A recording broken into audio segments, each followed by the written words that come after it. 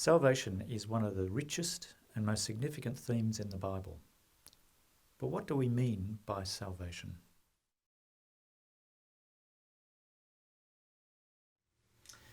This semester, Keith and I will be teaching a class called Salvation. So it's on biblical theology of salvation, with some dialogue with systematic theologians, perhaps, and historians, but mainly on the Bible.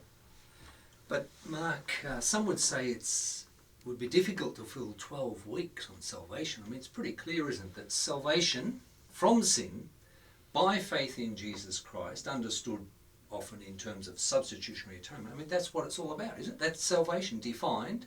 What do we talk about the rest of the time? Okay. Well, I can understand that perhaps particularly influenced by the Apostle Paul, or at least an interpretation of the Apostle Paul that's become very popular, that we might focus down on those themes. But actually, if you read the whole Bible, you'd really have to start with some more foundational models or thinking. For example, the Exodus story. Salvation or Exodus? You're saying Exodus is part of salvation? Yeah. So this terminology in the Hebrew goes between a cluster of words we use for salvation and a cluster for redemption.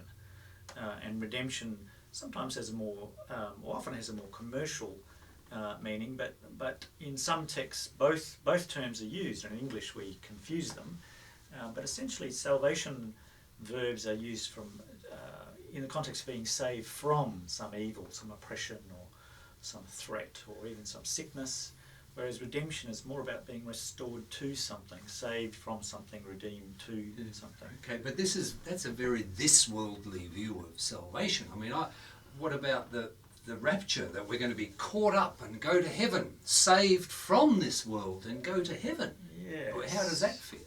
Yes, well that's once again a popular reading of New Testament theology of salvation through the lens of one or two texts that we might discuss in more detail. You might indeed. But of course in the Old Testament, the fundamental model, well actually in the New Testament as well, when we consider the book of Revelation and the idea that at the end there, that Jerusalem comes down from heaven. Jerusalem's not going up to heaven. It's a very this worldly salvation, a redemption of this creation, or a transformation of this creation, the created order that we live in now. So, as we pray in the Lord's Prayer, your will be done on earth, as in heaven. It's not in heaven, as it. Yeah. It's a heaven come down to That's earth. Right. God's rule on earth, a transformed earth. So That's you need to exegete this one now. So this is a painting by Edward Hicks, who was a Quaker painter who painted many scenes just like this, but the kind of inspirational text for this image came from Isaiah 11, where the text about lions and lambs laying down together, and some have suggested whether the lamb would get much sleep. But that image in this tradition, the Quaker tradition, and what Edward Hicks was representing here, was not only seeing redemption as a restoration of the whole created order, but he was including within that reconciliation with Indigenous people. So this is William Penn making a treaty with the Indians there. And so William Penn's example of a peaceable kingdom and a peaceful way of engaging with Aboriginal people, Indigenous people. So you're saying there's politics in salvation too? Indeed. In Old Testament theology, it's impossible to avoid the political implications of redemption, restoration. So there's a kind of layering of let's say, well-being, or shalom in Hebrew, that's a kind of personal well-being where you're restored to health, and that's sometimes called salvation. And indeed in the Gospels, restoration to health is sometimes called specifically salvation. But also communal restoration is a kind of salvation. And many of the healing stories, Jesus does say, "Go, your faith has saved you." Indeed. It's always struck me strange, because often, as in the woman who anoints him, she hasn't said anything. So how can you have faith without praying the sinner's prayer? And indeed, what does it mean? This is before Jesus has even died. That's so right. what's the nature of salvation? That's the puzzle in your testament, is it not? That indeed there's quite a lot of salvation language in the Gospels before Jesus has died. Okay, you're saying then my summary there needs a bit of enriching. Not that it's not true, but it's selective. It's selective.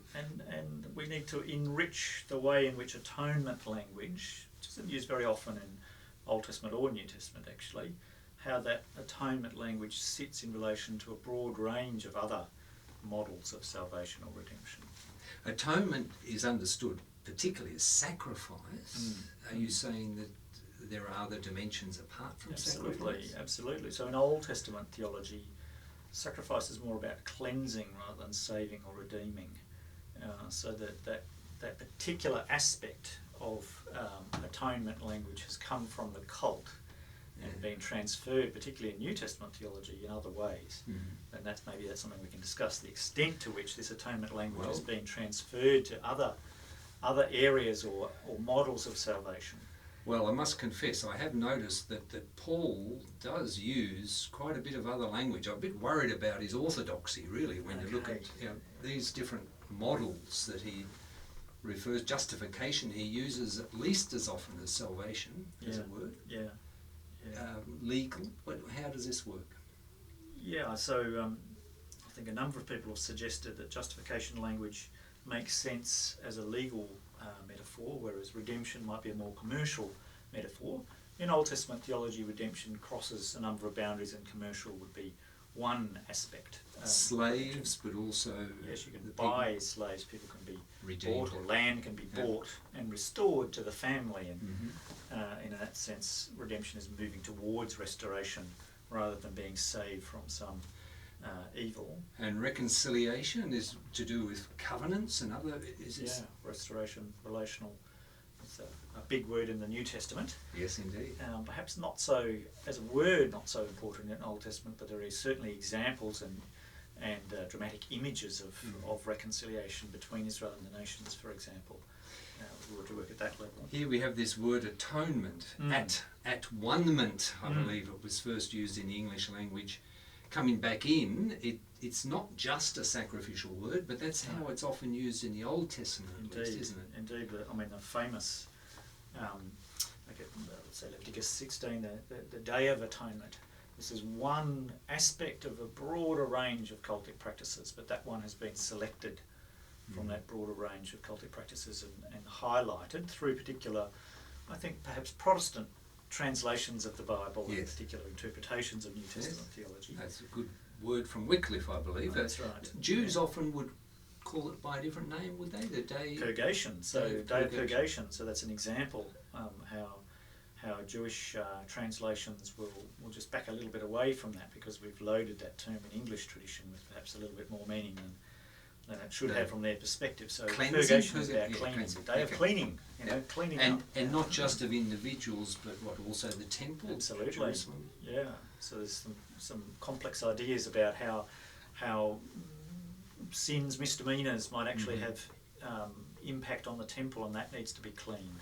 So there are some other aspects that you've mentioned from the Hebrew Bible, the Old Testament. Yes, well, healing's very big in the New Testament. Yes, it is. And some of that relates, for example, in Isaiah 35, the image of the restored natural world includes healing, but certainly the political aspect, which begins with the Exodus and then resonates through the entire story of Israel. Exodus, New Exodus, and Exodus from Babylon. You're going to get into liberation theology, eh? Liberation theology is one way of talking about it. Yes. Not the only way of talking about that. Yes. And very important way in the story of many faith journeys of recent times in colonial countries. Yes. But I think the important one, that last one, environmental, that's certainly a crucial theme for us today. This is another aspect that the layers of salvation, redemption, go from the personal to the social, the political, right out to the entire created order. So the restoration of the whole of creation is the largest context, perhaps, of Old Testament theology and New Testament theology. So salvation is cosmic, yes. not just private, personal, not just social. Exactly. I reckon we might be able to fill 12 weeks with that then. 12 weeks would be... Come and join us, we'd love to have you.